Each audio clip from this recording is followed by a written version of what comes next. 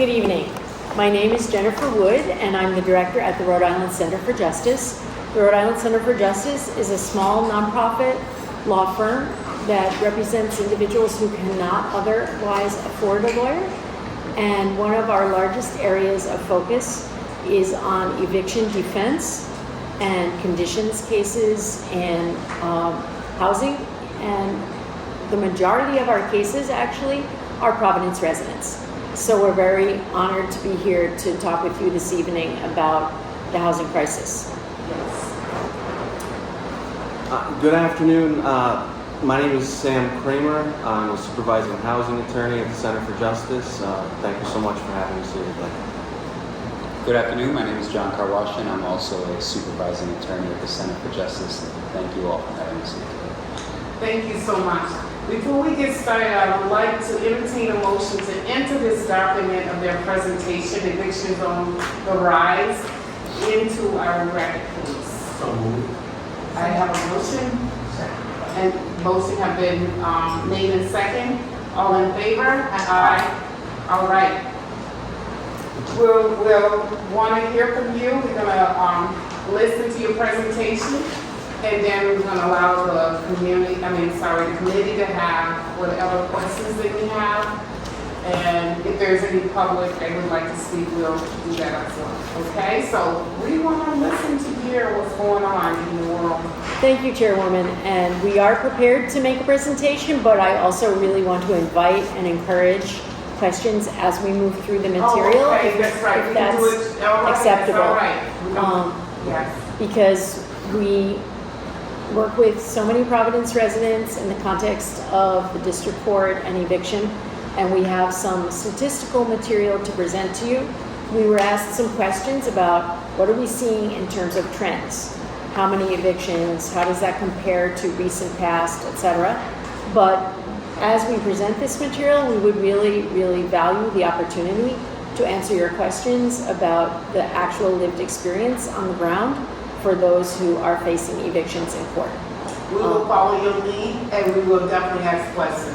Thanks. Is the committee all right with that? All right. So Sam, you're up. Great. I'll start us off.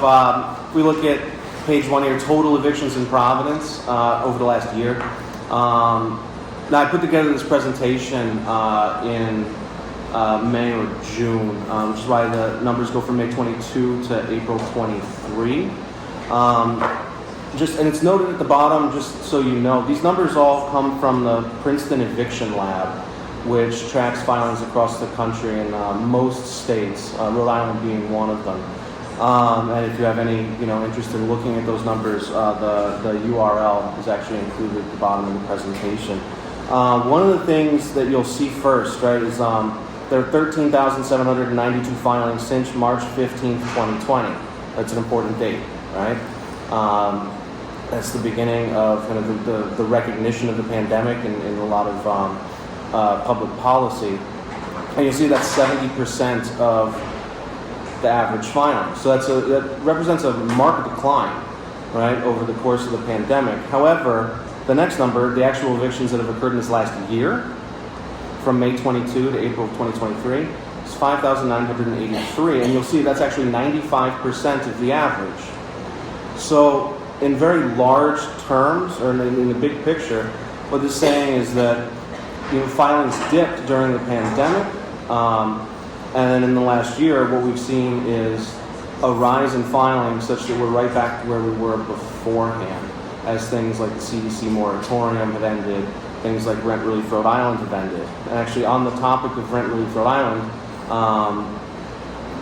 there's an interesting trend that you can notice in this chart. So you see that in June of 22, that's the second column there, evictions are still below average. So the column on the right is the actual evictions. On the left, the darker column, that's the average over time, right? And things remain below average in June and July. It's important to note that Rent Relief stopped accepting applications on June 1st of 2022. So mark that down as the date when relief applications stopped coming in.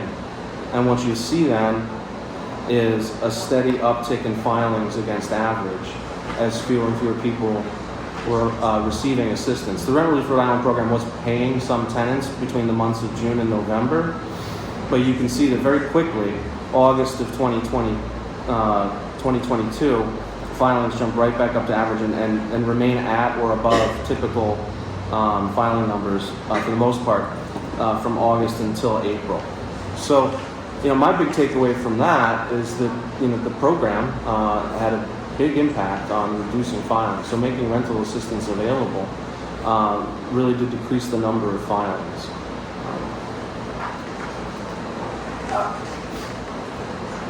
Yes, Chairman. May I? Is that because the price of rent is on the rise, or what is it? I mean, rent relief sort of gave people funding towards the rents, right? Or is it behind the rent that we have?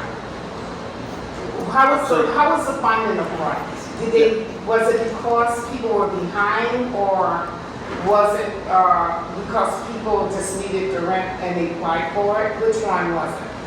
So in order to be eligible for the program, these were individuals who had a arrearage, and particularly because it was emergency rental assistance during the era of the pandemic, people may have lost employment, lost one member of the household would have a reduction in employment, and so people fell behind.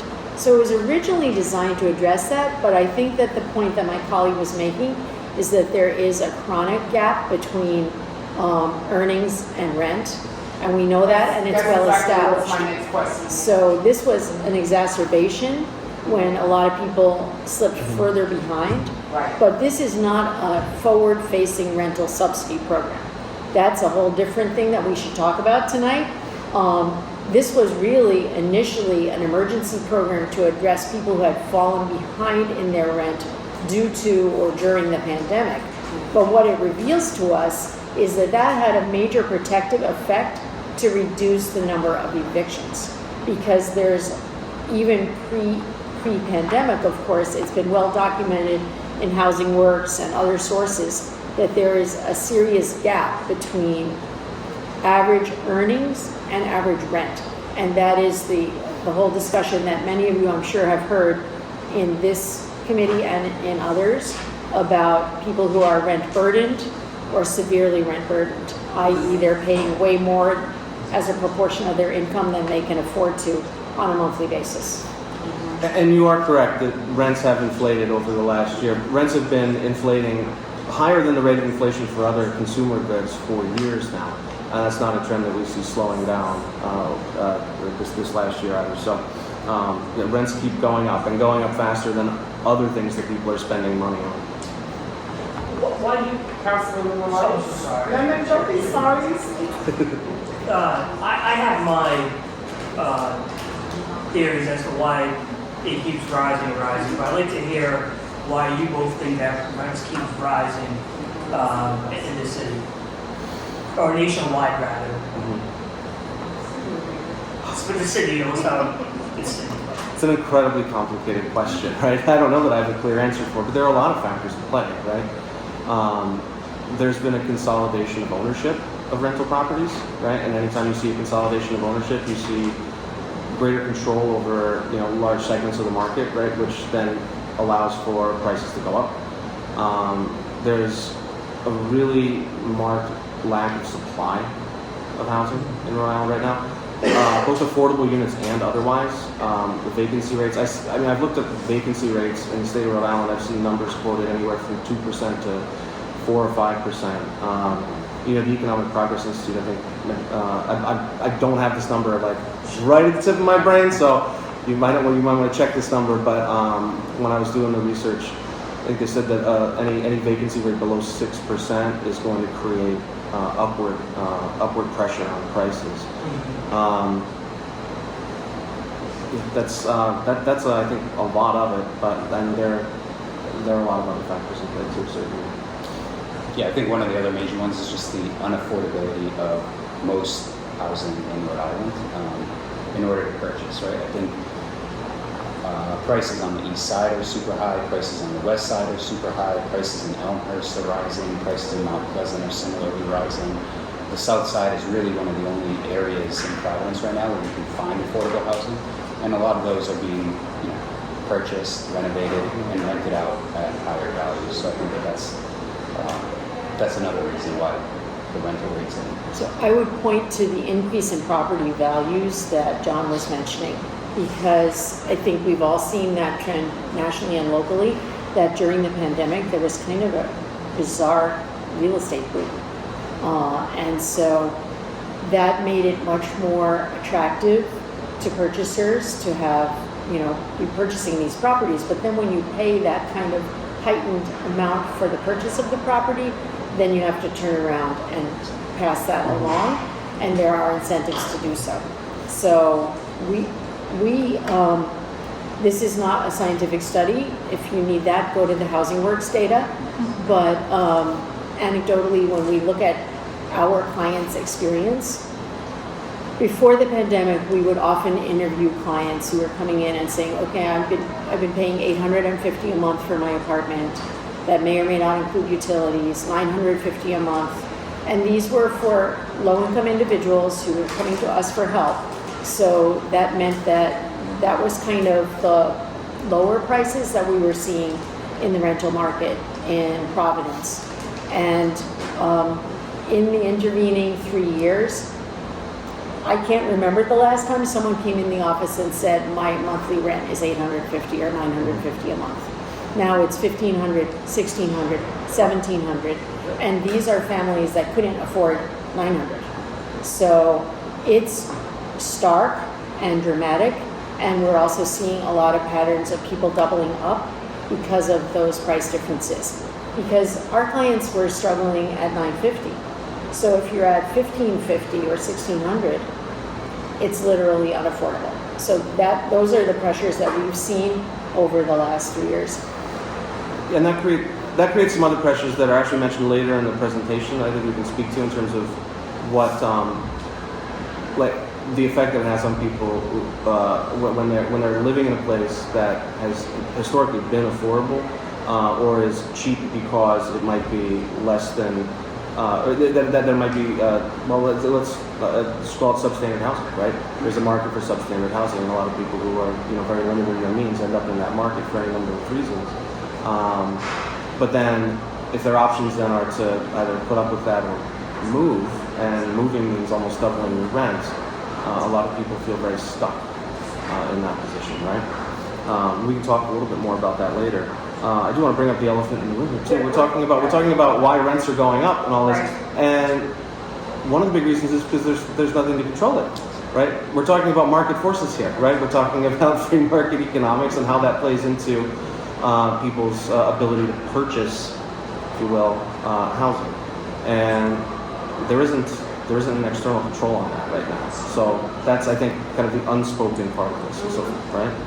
And I was going to say just quickly, as Jen was saying, a rent that was $900 pre-pandemic rises 50%. It's now $1,350 a month, which is a pretty reasonable rate to pay here in Providence.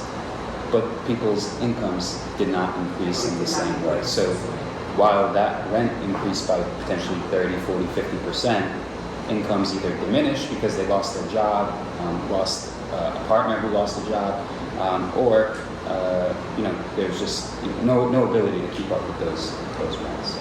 And you all are policymakers as elected officials. I testified on several pieces of legislation this year relating to the fact that there is no limitation on the frequency or amount of rent increases in the state of Rhode Island or in the city of Providence.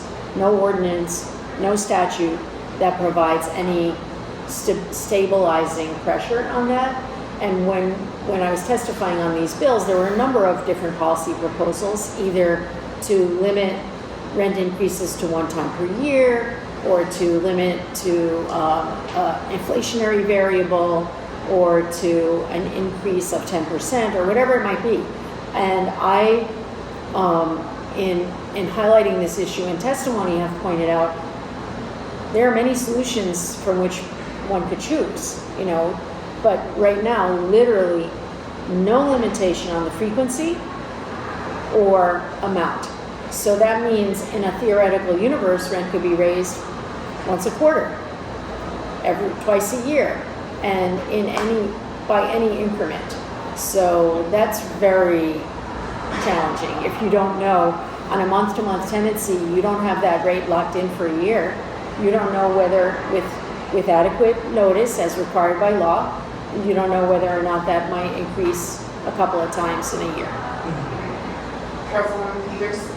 You had said consolidation of ownership, and I was hoping you could elaborate on that. Oh, sure. So there's been a trend over the last several decades, really, but especially since the pandemic started, where a lot of rental properties have gone on the market. They've been purchased by large-scale, like capital interest hedge funds, right, investment funds, that kind of thing. And when you see a number of properties all being bought up by the same entity, that entity then has a disproportionate control over pricing, right? In certain areas, certain owners might what amounts to almost a monopoly on rental units. I can't speak specifically to how many properties are owned by which particular entities in which particular neighborhoods, but I think that's definitely worth looking into when you want to look at what kind of pressures are being put, what kind of upward pressures are being put on rent. Right? And again, this is a kind of a principle of like our free market system, right? Without regulations, without protections against things like monopolies, without controls, you can see upward pressures get out of control. Did that help?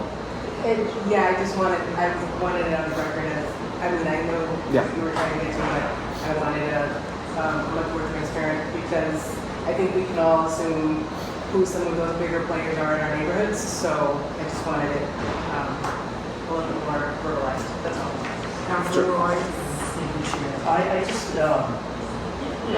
it's not much of a question, it's just a thought that, and I'm in agreement with everything you both have said in terms of policy, prescriptions, and all of that. I think real estate, in my view, is it's a wild west. It's, there's no safeguards, it's a free market, and in my view, I think, as long as housing is associated with profit, folks are going to continue to get squeezed, and so I think, I'd like to pursue.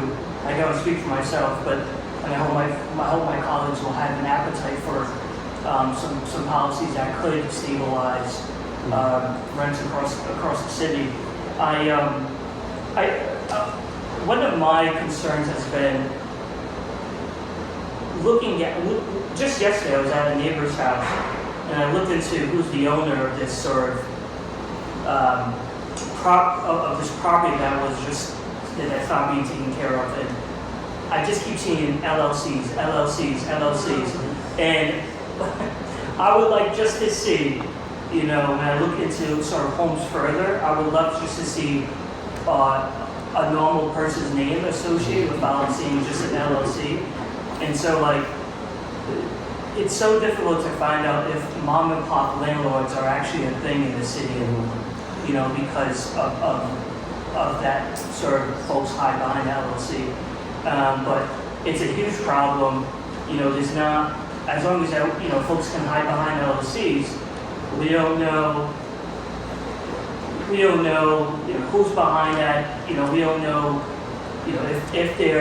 if they are the absentee landlord. There's no publicly sort of tracking or just scrutiny that can come from that, as long as they hide behind that.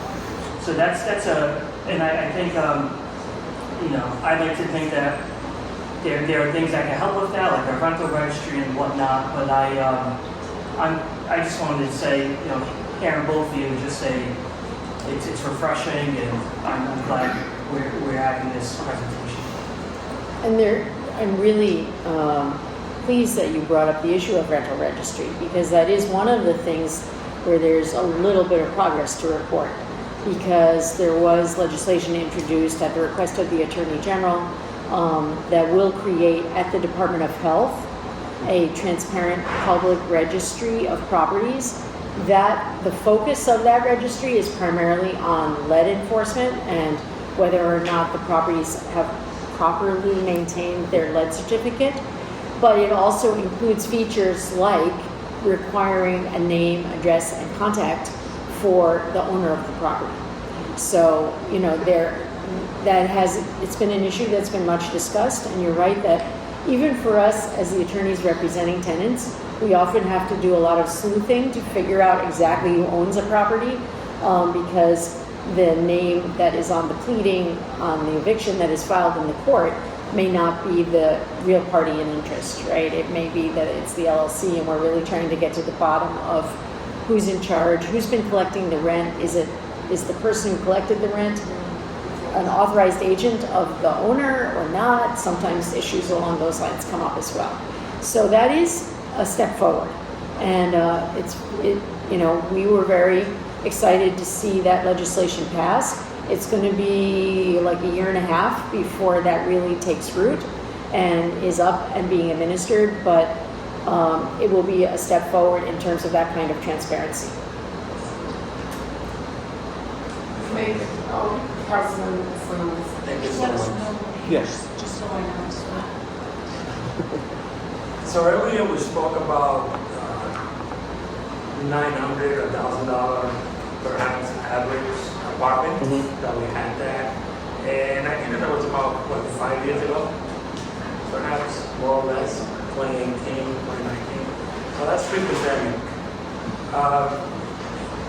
But at that time, I believe we could purchase an average home, I'll say in Providence, for around $200,000. So at that price, you could afford to rent it at that rate. But, if you rent a paper this morning, the average single-family home today is $445,000. So anyone that buys a house today that's like 2 or 3 family and pays over $500,000 for it, there's just no way it's going to be able to rent an apartment at $1,000. So I think that the valuation is playing a major role in this. Combined with the house insurance that we have. Speaking of Providence, our population is larger. It's no longer 180, but it's closer to 200,000 people. We have a lot of competitors coming from one state that, if I'm not willing to pay the $1,500, somebody from Massachusetts will pay $2,000 for an apartment. And that to them would be considered low market. So that's a major factor. And, don't forget that we have the state valuation every 3 years. And my community worked 10, some of the value doubled. So that, everything has reached a level that I don't see it coming down. The $1,100 or less per typical bedroom apartment, that's a thing of the past. And that's just, it's going to be climbing. So, also take into consideration the insurance companies. Most insurance have a dollar on it. Increasing utility, water, sewer, that's going up. What about taxes? We just had tax increase. The cost of maintenance. A box of mail would cost you $5 4 years ago. Today it's like $15. So it's so much, so many factors that are contributing here that I don't know what we're going to do.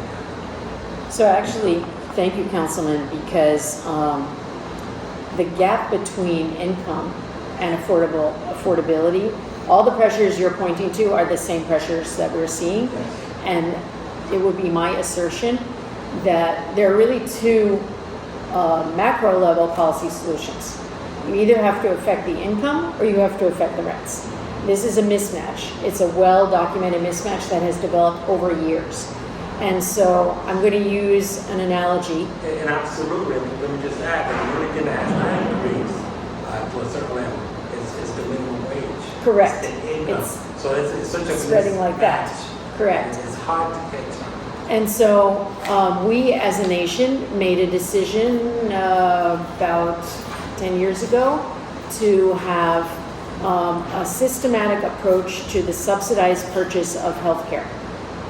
And it was a huge undertaking with much controversy. But policymakers decided that there would always be a gap for some of the lowest income residents to be able to purchase health insurance and access to health care. And so as a nation and as a state, we looked at how do you fill the gap if the income is too low and there's going to be a population that will need a subsidy. And so I see Mr. Cranier this evening, great to see you, and who represents the Providence Housing Authority. There's a role here for subsidized housing. And with all of the market forces that have been described, we cannot make our way out of this, in my view, make our way out of this disconnect until we have two paths. We can either subsidize income and have guaranteed income levels that will make housing affordable at the market price, or we need to subsidize housing in greater proportion than what we have. You as policymakers know that there are very troublingly long waiting lists for Section 8 and access to publicly subsidized housing. And when you have a gap between the cost of a commodity and what people earn, there are actions that government can take. And we as a nation decided to subsidize access to health insurance. There has been significant building on successful program of Medicaid, like we have a successful program of public housing. And then there's another piece that gets filled in with subsidies like Section 8 that go into the private market, but where the government is involved in that purchase of that service or good. And as someone who was very involved in a former life with the implementation of the Affordable Care Act in Rhode Island, to me this parallel is just obvious. You have a disconnect between income and a cost of something that is a fundamental human right, I would assert. Healthcare and housing are both in that category. I know that's a controversial assertion, but it is my belief. Education, of course. Yes, and so you got to fill the gap. For there are some members of our community will require a subsidy in order to access affordable, safe housing. And I want to emphasize safe because public housing and subsidized housing has more oversight for conditions and safety, health and safety factors. So public housing authorities actually have some transparency and accountability around health and safety. And Section 8 comes with certain requirements for inspection and upkeep. So there are protections there that our clients often find themselves on a largely much less accountability for conditions in their rental homes because code enforcement is so overtaxed. They do their best, but in order to keep up with the number of properties in Providence that require immediate attention, it's a huge undertaking. So I think that whether we're going to have programs to guarantee income that makes the purchase of housing safe, healthy housing affordable, or subsidize the housing, there's going to be a gap. We just don't know how much of the population will be in that gap. And in Rhode Island, we've gotten over 95% of all Rhode Islanders affordable access to health insurance. That didn't just happen because magic happened. It happened because we have a very carefully constructed program of subsidies with Medicaid expansion and the creation of a health insurance exchange where people can purchase that below market price with a subsidy. So I think that the parallel is very clear between health and housing, and we know that those two things are seriously intersected because a loss of housing also triggers a loss of health. And at the risk of stating the obvious, as that gap increases between what people are earning and property values, there's only one group of people who can afford the properties, and that's the corporate entities that we've talked about over the past 10 or 15 minutes, right? The larger that gap gets, there's one small portion of the population who controls a lot of the money, and they're able to come in and buy it, whatever the property value is. If it's 500, 700, 900, it doesn't matter to them.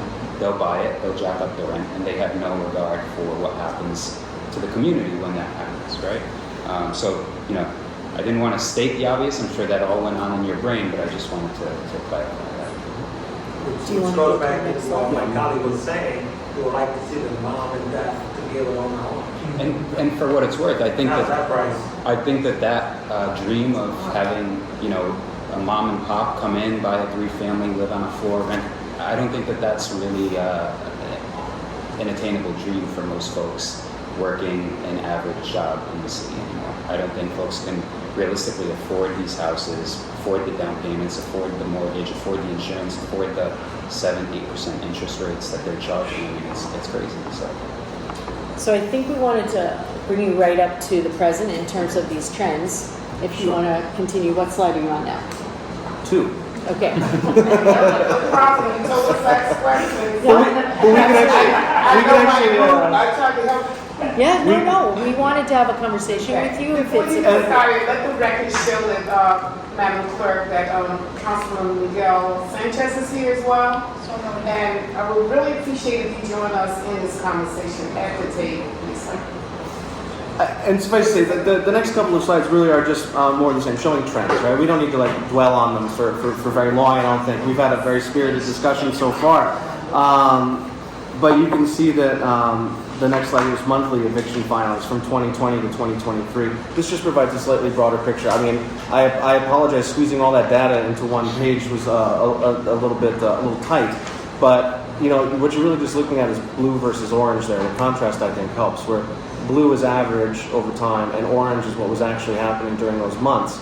So you can see that, you know, during the pandemic, when there were protections in place, moratoria, access to rental assistance for people who are struggling to pay their rent, whether in part or in full, you see that eviction filings are much lower. And you actually see, again, towards the end of that graph, right where it says July, September, November, January 2023, you can see that eviction filings go right back up to historic levels, and in many months actually higher than historic levels. And again, that coincides with the first slide where I pointed out, you know, rent relief ended in June of 2022 and paid out for a couple of months thereafter, but that's exactly when we see the filings go up. So this is just kind of a broader picture of the same thing. And again, when there's will and ability to implement certain controls on the market and on people's behavior, we see filings do go down. It stabilizes people's lives, right? Stabilizes them in their homes. And then the next slide is, again, just it's similar, but it's presented in a different way. So that dotted line is just the average number of filings per month, and then you can see which months were, you know, below and above that line. So again, from January of 2020, which was, you know, before protections were in place, but right when the pandemic started, through about, again, July of 2022, we have below average evictions. And then afterwards, at historic norms or above. Okay, quick question. Yes. The one that courts closed for a period of time, if so, what was that? See the gap there in May Of 22. April and May, no, of 20. 2020. So, Yeah. so when the pandemic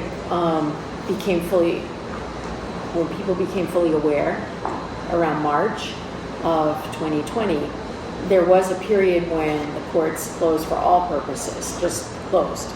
But actually, contrary to popular perception, most courts began to gradually reopen even during 2020, doing either remote hearings or a limited calendar or having different kinds of social distancing and masking to protect people coming into the courthouse.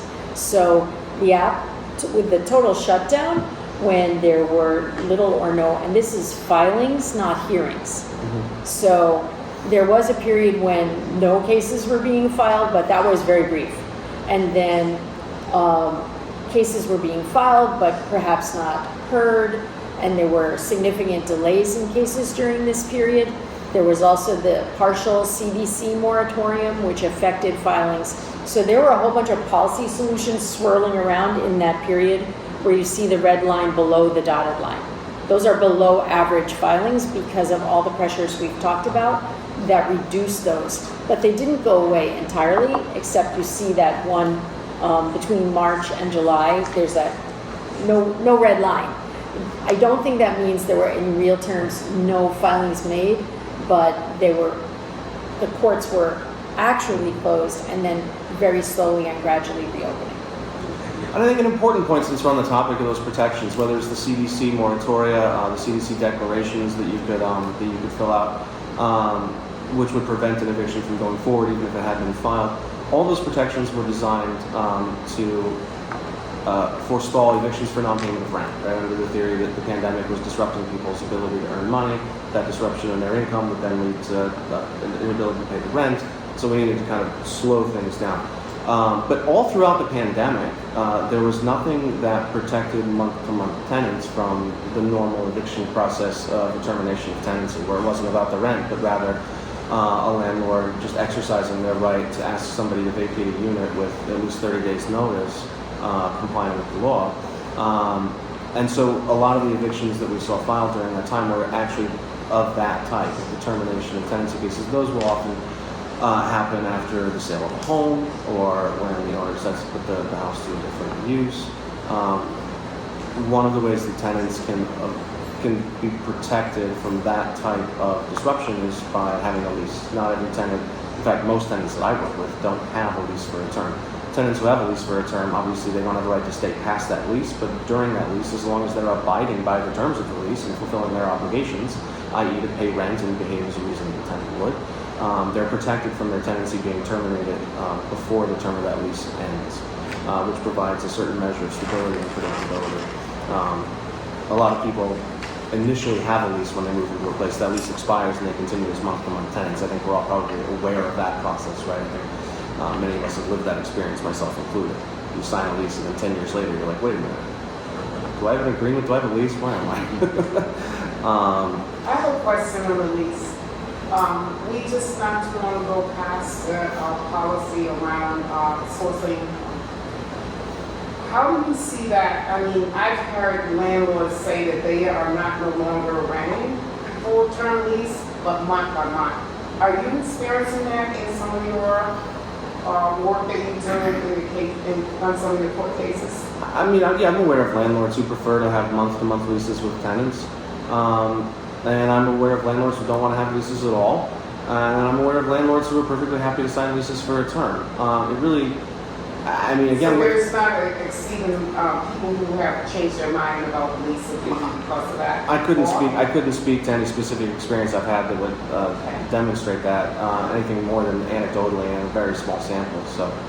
But I would say that the minority of clients who come to us have a lease for a term, and that's not new. Since I came to the center in 2017, and at that time, it was far less than half, perhaps less than a quarter of our clients on intake. You know, this is one of the first things we ask: do you have a lease, or are you on a month-to-month tenancy? And the vast majority of our clients who are low-income tenants, and you know, it represents a cross-section of that group, do not have a written lease for a term. And that leads to all sorts of complications, honestly.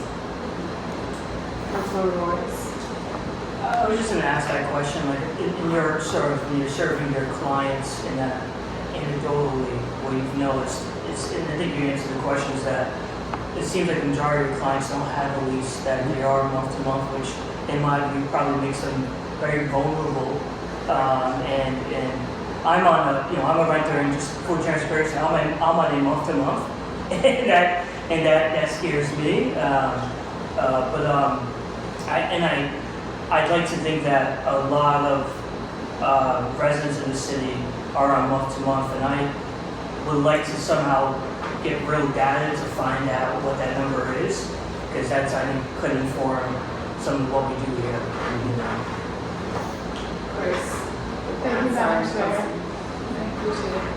On that note, are you aware of any local or state legislation to sort of mandate rental leases or any laws that exist? You know, as we were sitting here unpacking this question, it struck me that I haven't seen legislative proposals to require a term lease. And I will say that there are pros and cons for both parties. Like when we advise tenants, there are some reasons why a tenant might not want to be locked in for a year, just as sometimes a property owner may not wish to be locked in for a year.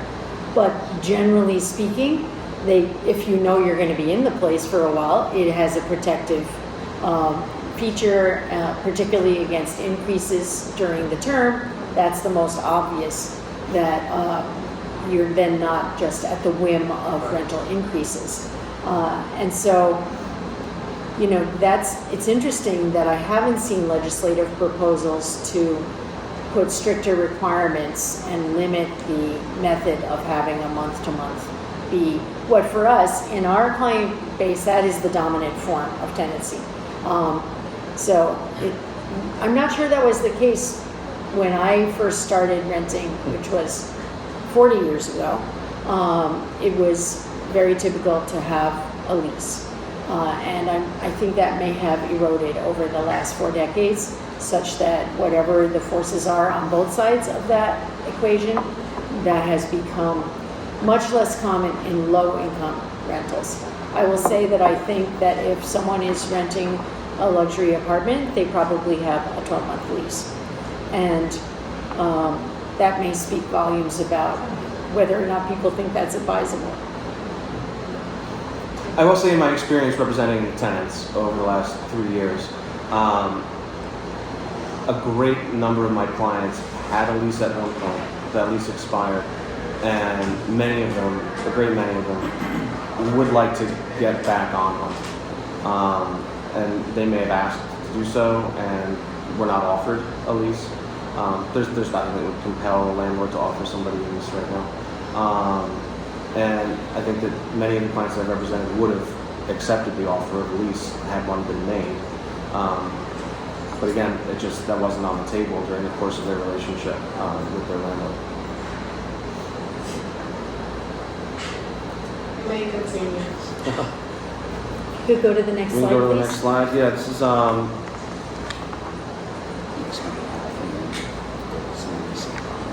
sure. I figured it would be valuable to just look at the data on who's actually affected by evictions. And you can see the orange bar there, right, is the share of the population that has an eviction filed against them. The blue bar underneath is the share of renters in the population, right? So, for instance, Black individuals, they comprise 14% of renters, but 15% of evictions. Latinx individuals, 31% of renters, 33% of evictions. White individuals, 49% of renters, 44% of evictions. So we immediately see some disparities along the lines of race. We also, in fact, see disparities along the lines of gender.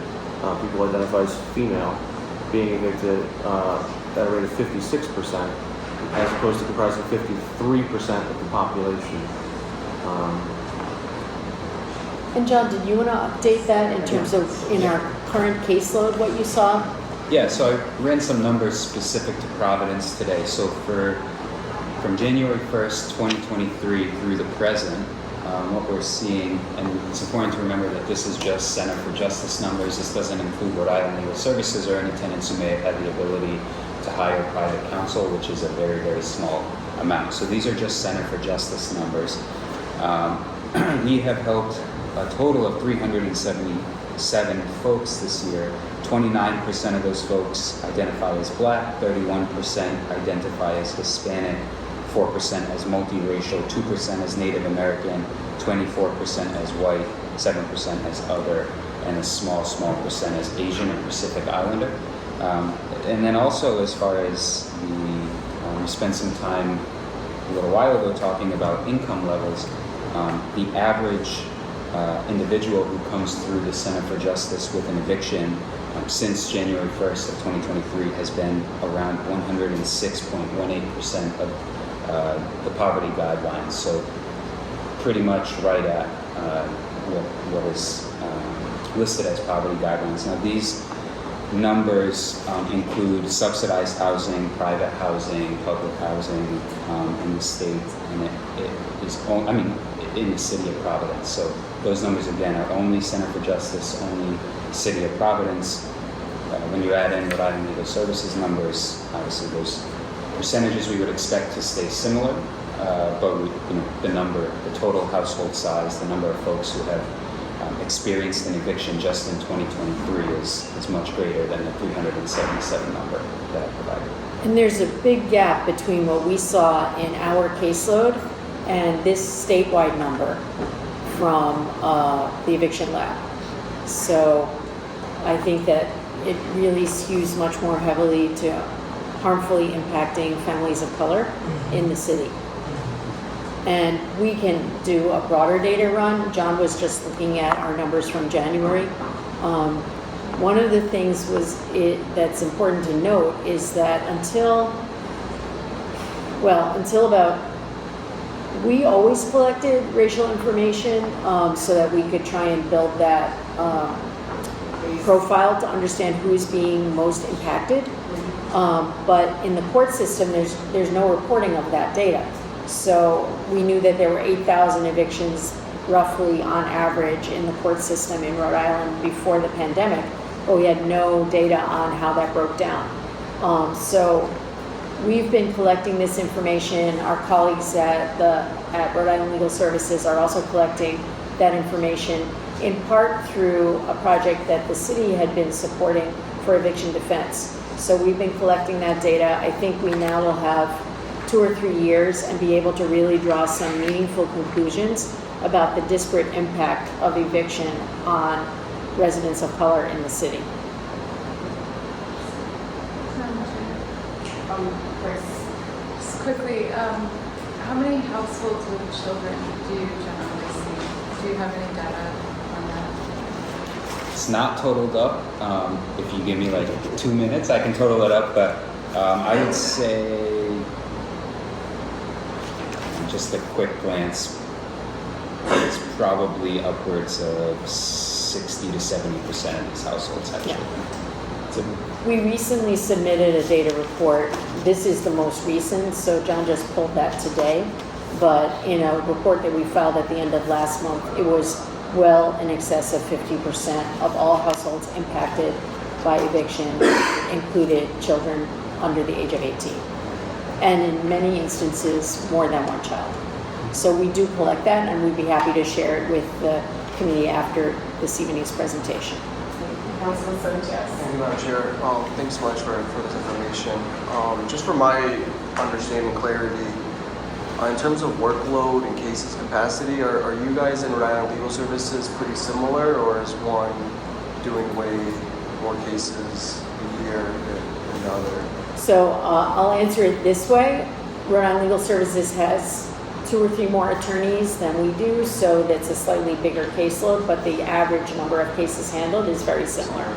And, we've both been very actively involved in a collaborative looking at the issue of access to legal defense for eviction for about 5 years now. And we're part of a national network looking at the issue of eviction right to counsel. So there is a movement nationally to think about the issue of whether or not housing is such an important human need that it rises to the level of a right, and whether or not, therefore, there should be publicly subsidized access to attorneys to defend residents in the case of eviction. So the most prominent case study is New York City. New York City implemented right to counsel for eviction about 7-8 years ago, I think now, and has made a significant investment in providing basically indigent defense, providing lawyers for tenants who are facing homelessness who are unable to afford a lawyer. And that has been spreading nationally. There are probably about 17 jurisdictions across the country now who do provide a right to counsel or are moving towards it. So for example, our neighbors in Connecticut have implemented a statewide right to counsel, but because they needed to phase it in, both in terms of, frankly, staffing up to that. Right. So if you turned to us and said, we want you to represent every low-income individual who is facing an eviction, we would say, we can't, even if you were willing to pay us, because that would require significant staffing increases, because we simply don't have the capacity. Even we and Rhode Island Legal Services combined don't have that capacity at this present time, but it is something that we are very serious about and dedicated to trying to expand. In Connecticut, they're phasing in right to counsel by zip code. Oh, wow. So they're looking at prioritizing zip codes that are known to have a high proportion of residents below a certain income level. I go to regional conferences with legal aid and legal services directors, and I definitely do not recommend the zip code approach because it's driving them crazy in Connecticut, because then you're in the awful circumstance of having someone call you and say, I'm facing eviction, I have 3 young children, I have experienced a loss of income, I've lost my job, I've been in a car accident, and then you have to say, oh, well, what zip code do you live in? And then when they say the wrong number, they lost the lottery. It's kind of very problematic to implement, and I think that lawmakers in Connecticut are realizing, whoa, that was kind of rough. And so that program by design will become universal, but they had to figure out how to ramp it up. And so in New York City, I think the approach was to start with the lowest income and then move up to broader eligibility over time. Because you can't just like turn a program like that on and have it be at scale in the first months. So is it municipalities and state bodies that are taking this? Yeah, mostly municipal, but because of our size, we're very quirky. Like if we did a statewide program, we would be less than the New York City program by a factor of, 50, 100. I haven't done the math on that. But in other words, it's mostly larger cities that are taking this on as an issue, but there are several statewide initiatives, including Connecticut and several other states. Just my last question. Councilman. Thank you. So I mean, in those states, is it like organizations like yourself, or like can they tie it into like the public defender's office or like right to?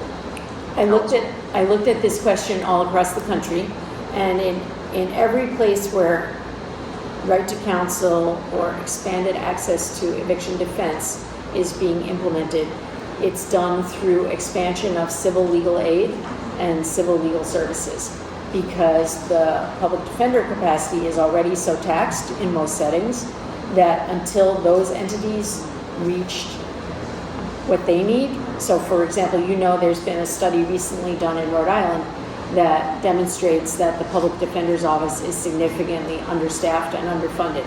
And so in no other jurisdiction nationally are those offices being asked to take on a new body of work when they're already not staffed and funded for the work that they're constitutionally assigned. But in all of these other jurisdictions, basically the way it's done in New York City is standard, if you will, which is to make the decision to create the right legislatively, to create a phase-in plan for implementing that, and to dedicate public funds to an RFP type of procurement process where legal aid and legal services providers step up and say, we think we can represent, 20% of those who may face an eviction this year. So in all the other jurisdictions, it's done by an array of legal aid and legal services providers, each of whom step in and commit to taking a portion of the work. I would ask from here on that we sort of wait with the rest of our questions so we can get through the presentation. I'm sure that a lot of it will be answered through the presentation. We actually have to do a hard cutoff at 25 past. Councilman is taking us into another meeting. Fortunately, I think we're getting This this. is good. As we go through the rest of, I'm sorry to interrupt. No, you're doing a good job. We're learning a lot. And thank you again for the time. As we go through the rest of the slides, I think you'll find that the questions you've been asking actually address a lot of what's left in this presentation. And if we move on to the next slide, we'll talk about the causes of eviction, many of which we've already covered, right? The inability to pay rent for various reasons. One of which is the rising in rent, which we've talked about at length, right? One that we've touched on very briefly, but haven't talked about at length, is withholding rent due to substandard conditions. There are a number of people that we run into in our practice who have taken it upon themselves to say, I'm not going to pay rent for this house because this house is not worth it. That is disallowed under Rhode Island law. You have an obligation to pay the rent, or the landlord can take you to court for failure to pay the rent and evict you. We often see things come to a head when people make that decision. They're not without legal recourse for the conditions of their apartment. However, it is a very quick way to get yourself into court on a non-payment eviction. Foreclosure is another one. Though thankfully, several years ago, following the crash in 2008, I believe the state did pass some added protections for people who are living in properties that have been foreclosed upon. If the person that they were renting from was the owner who was foreclosed on, and they can establish that they had a prior rental agreement with that individual, there are increased protections, though we do see that foreclosures do lead to evictions, though at a lower rate and a much slower process typically. One of those I mentioned earlier is the sale of property. I mean, often enough, a purchase and sale agreement might be in place between an owner and a seller and a buyer, rather. And, the buyer wants to buy the property free and clear of any other interest in the property, which would be tenants who are living there. So people who are month-to-month tenants would be subject to receiving a termination of tenancy notice based in part on the sale of that property. And there's, as we were talking about earlier, just a termination notice sent because the owner decided to do something else with the property, and they only have to give 30 days notice right now in order for that to happen if you're a month-to-month tenant. And there are a number of reasons that landlords do this, many permissible, some impermissible, but there are a number of landlords who decide they want to raise the rent, move in a family member, or they might want to turn the ground floor unit into a playroom for their dogs. I don't know. That would be allowed. You could do that. So these are the various causes of eviction, and we've already, I think, largely discussed them. Just on that last bullet, it's important to note that in order to terminate a tenancy, you don't need a reason in Rhode Island. So like it says to raise rent, to move somebody else in, you don't need to state a reason when you move to terminate somebody's tenancy in Rhode Island, across the whole state. You can just send it, we're terminating your tenancy, you have to give them the proper amount of notice, and that's it. It doesn't matter what the reason is, as long as it's not retaliatory, more or less. So that's, I think, just important, because there are all these causes of eviction, but at the end of the day, there's no, for this one particular type of eviction, termination of tenancy, which represents a decent portion of the evictions that are being filed, there's no reason required to be stated, unless it's a certain type of housing, but the majority don't require it. Oh, it's burning, Councilman Escobar. Yes. How is that interpreted in court, though, by the judge? Does the tenant get like an additional week or two, understanding that person's not going to be able to find an apartment right away? Are they just going to put them on the street, or is the judge going to be so more flexible? I mean, every case is different, right? And the decisions that a judge makes, they're guided by the facts and the law, right? So it's impossible to say, exactly what a judge is going to do on any given day with any particular set of facts. But as lawyers, we do our best to guess and predict what a judge will do. Judges are bound to follow the law. They're bound to follow the statutes. So if the statute says that a landlord has a right to reclaim possession of a property if they deliver a legally valid notice, and that notice was delivered and delivered in time, and the tenant remains in possession of that property, I know there's a lot of legalese, but essentially, if the landlord does everything right in order to exercise their right to reclaim the property, then a judge is bound by the statute to order the landlord to be allowed to retake that property. Now, there are certain things that tenants can do legally to help forestall that, but I mean, the judge has to follow the law, right? Essentially, a judge would have no legal basis unless there's some other issue involved. But we should probably. Yeah. If you want to do the next slide. The next slide is eviction's effect on housing stability. And look, I think there's like one phrase that isn't on this page that I just want you all to take away, right? You can think about these bullet points, but it's often thought that poverty causes eviction. it's more often the case that eviction causes poverty. Okay? The eviction process is incredibly disruptive, and that disruption cascades through somebody's life. Their ability to get to work, their ability to maintain benefits, maintain a mailing address, their ability to get their children to school. People's lives are upended by eviction. And that disruption in their lives often has negative economic consequences. When that happens, they're more susceptible to subsequent evictions.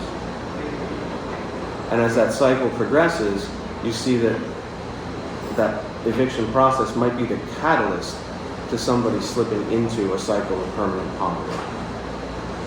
Right?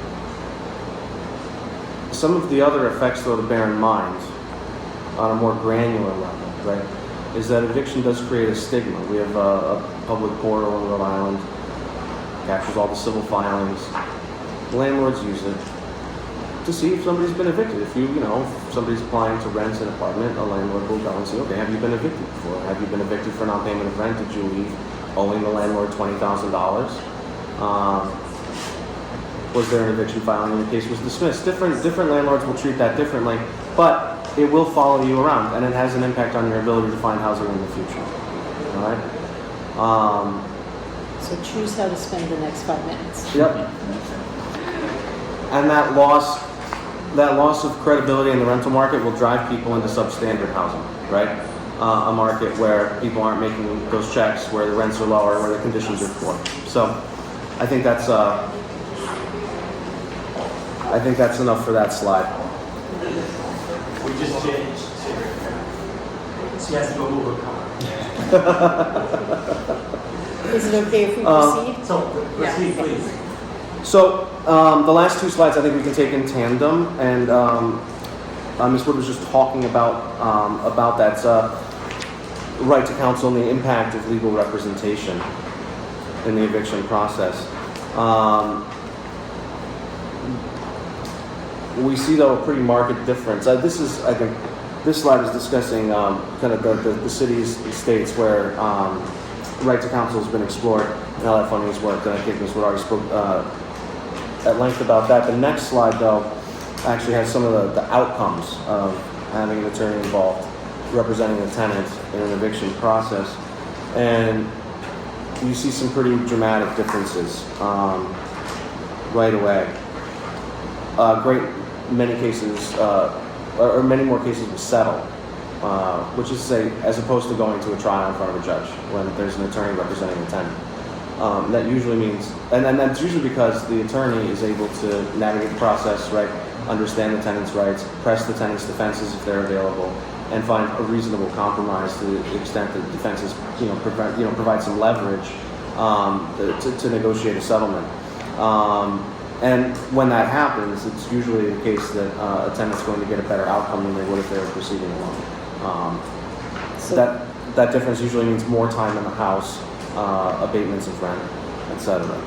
there's a lot of statistical evidence for the proposition that a tenant with an attorney will do better than a tenant without an attorney. It almost feels laughable to tell you that, because if any one of you was served with a legal process and the other party was represented by a lawyer, you would not want to go alone for anything that's important in your life. I mean, it's just obvious that you would prefer to have a professional person representing you who knows what your rights are. And that's borne out by all of the evidence nationally, which is why these cities and states are saying in most places where there is not a policy decision made to have right to counsel, above 90% of tenants are going alone. And before we started doing this work in Rhode Island Legal Services was only had enough capacity to represent people in public housing settings. So in the entire private rental market, there was no systematic defense to tenants in the state of Rhode Island until 2017. Not like 2001, I mean 2017. 2017. So actually, more than 95% of tenants were unrepresented And that has a huge impact. And by the way, more than 95% of landlords always are represented by counsel because it's their business. They own the property. They want to have someone who knows what they're doing assist them. There are some landlords who do it on their own, but it's less than 5%. So that gap between less than 5% of tenants having lawyers and more than 95% of landlords having lawyers has an obvious outcome. And closing that gap is what we are working with our colleagues at Rhode Island Legal Services to do right now. All right, so is that it for the slide? The last slide is just a list of policy recommendations. 2 minutes. Nah, and you know, Do have a, It's okay, we're leaving it. next door propaganda, we do have a bunch of attorneys waiting for us. no, absolutely. You don't want to keep the attorneys waiting, I'm sure. Fortunately, we've actually discussed a lot of these policy recommendations in the course of our conversation, which is heartening. And you'll see that they're a mix. I mean, the takeaway is they're a mix of subsidy-related policies, ideas, and also kind of market-driven policy ideas, right? Combination of supplementing people's income and controls on the market itself, and creating conditions for the market pressures to alleviate.